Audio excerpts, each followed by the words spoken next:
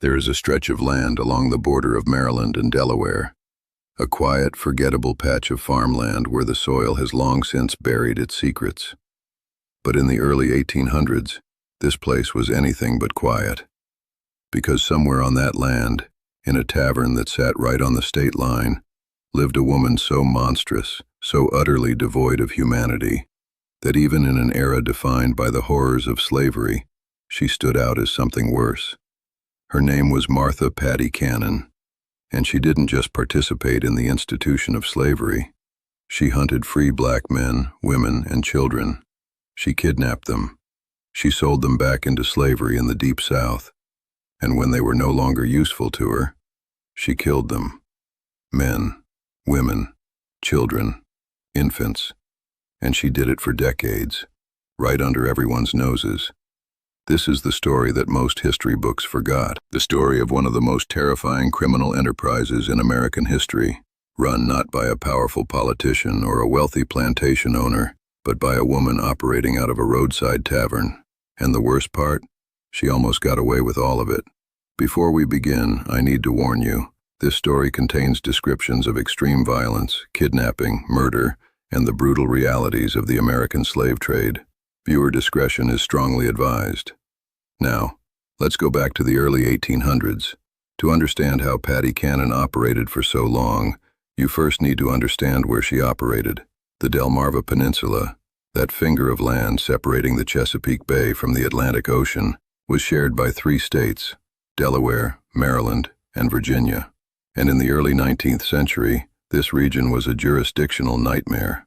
Each state had its own laws, its own sheriffs, its own courts, and where one state's authority ended and another's began was blurry at best. Patty Cannon knew this, and she exploited it ruthlessly.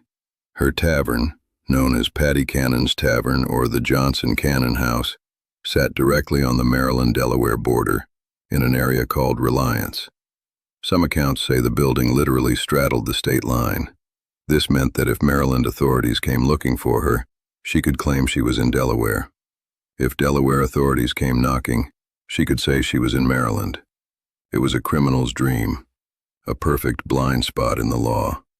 And from this tavern, Patty Cannon ran one of the most brutal reverse underground railroads in American history. But who was this woman? Where did she come from? And how did she become a monster? The truth is, we don't know much about Patty Cannon's early life, and what we do know is tangled in legend, rumor, and contradicting accounts. What most historians agree on is this. She was born Martha, likely around 1759 or 1760, possibly in Canada, though some sources claim she was born in Delaware. Her maiden name is often recorded as Hanley or Hanley. Details about her childhood are virtually non-existent. She appears in the historical record like a ghost. No family stories, no school records, nothing. It's as if she materialized out of thin air. What we do know is that at some point she married a man named Jesse Cannon. Jesse was connected to a man named Joe Johnson, Patty's son-in-law, who married her daughter. Together, these 3 formed the core of a criminal operation that would terrorize the Delmarva Peninsula for years. Jesse Cannon would eventually disappear from the historical record. And honestly, given what we know about Patty, some historians have quietly wondered if she had something to do with that too. But it was Patty who was the undisputed leader of this gang. Not Jesse, not Joe Johnson. Patty. Witnesses described her as a large, physically powerful woman, someone who could intimidate men twice her size. She was said to have a fierce temper and absolutely no moral boundaries. She was, by every account, a sociopath, someone capable of extraordinary cruelty without a flicker of remorse, and she built an empire on human suffering. Here's how the operation worked. By the early 1800s, the northern states were gradually abolishing slavery. Delaware, while still a slave state, had a growing population of free black people. Many African Americans in the region had earned their freedom, purchased it, or been freed by their enslavers. They were legally free. They had papers to prove it. They had homes, families, lives. None of that mattered to Patty Cannon. Her gang would identify free black individuals, sometimes targeting people who had recently gained their freedom, sometimes targeting people who had been free for years. They would watch them, learn their routines, find out where they lived, where they worked, where they walked alone. And then they would strike. Sometimes it was a simple ambush on a dark road. A man walking home from work, grabbed from behind, beaten unconscious, and thrown into a wagon. Sometimes it was more elaborate. The gang would lure victims to the tavern with promises of work or shelter. Once inside, they never left. Sometimes they targeted children, free black children, playing near their homes, running errands, walking to a neighbor's farm, snatched in broad daylight and sold into slavery hundreds of miles away, where no one knew their name, no one knew they were free, and no one was coming to save them. The victims were held in the attic of the tavern or in hidden rooms and outbuildings. They were chained.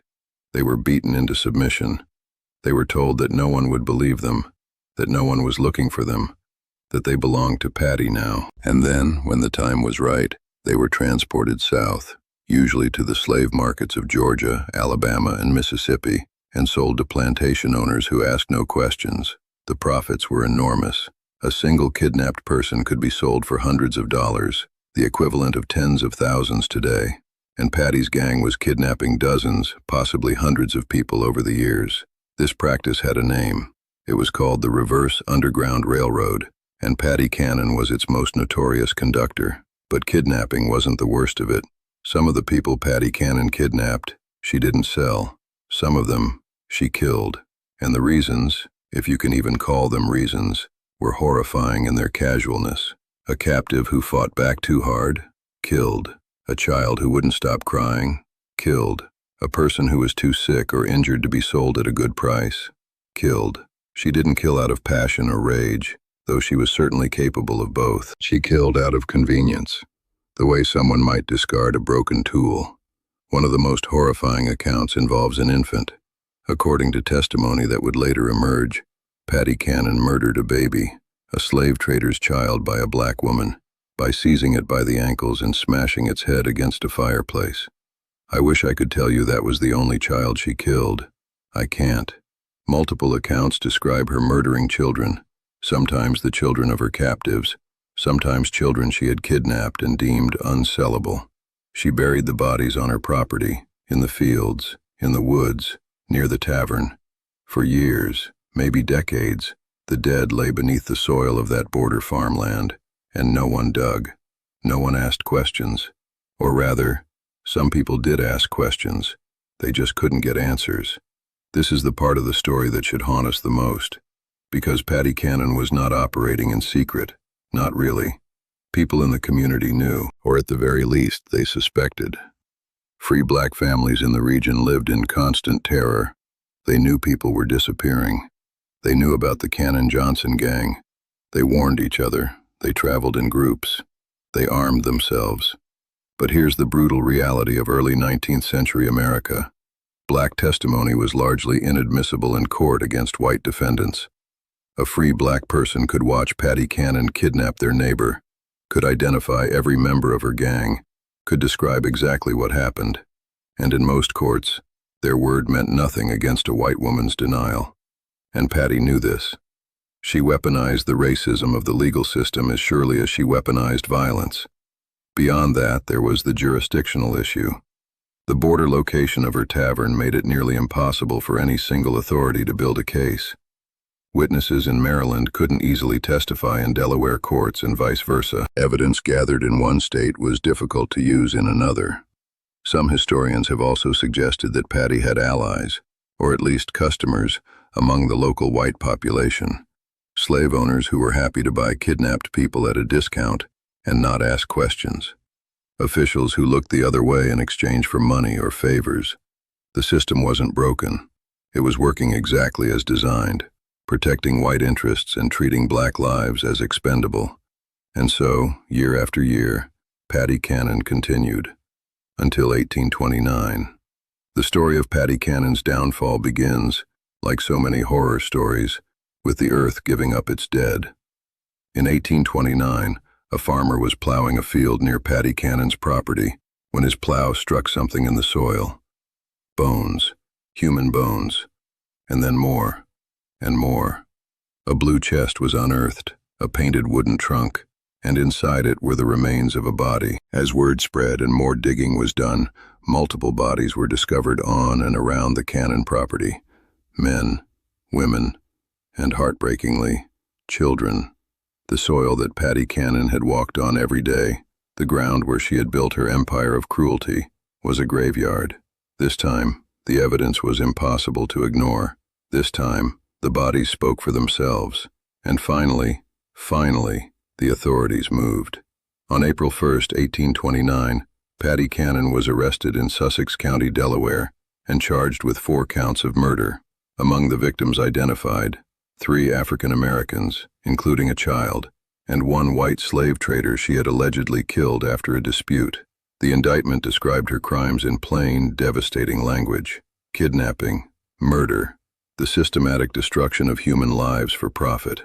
For the first time in decades, Patty Cannon was in a cell, and she was not getting out. Patty Cannon never stood trial. On May 11, 1829, just weeks after her arrest, she was found dead in her cell in the Georgetown, Delaware jail. The official cause of death was poison, and most accounts say it was self-administered.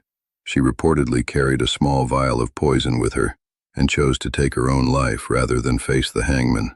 Some historians have questioned this, wondering if she was silenced by accomplices who feared she would name names. After all, her operation had customers, it had partners, it had people in positions of power who had benefited from her crimes. We will never know for certain. What we do know is that Patty Cannon died without ever being punished by the justice system. She never faced her victims' families. She never answered for the lives she stole. She never stood before a judge and heard the full weight of her crimes read aloud. She escaped.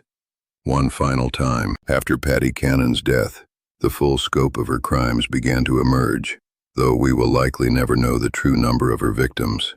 Conservative estimates suggest her gang kidnapped and sold dozens of free black people into slavery. Some researchers believe the number could be in the hundreds. The number of people she murdered is equally uncertain.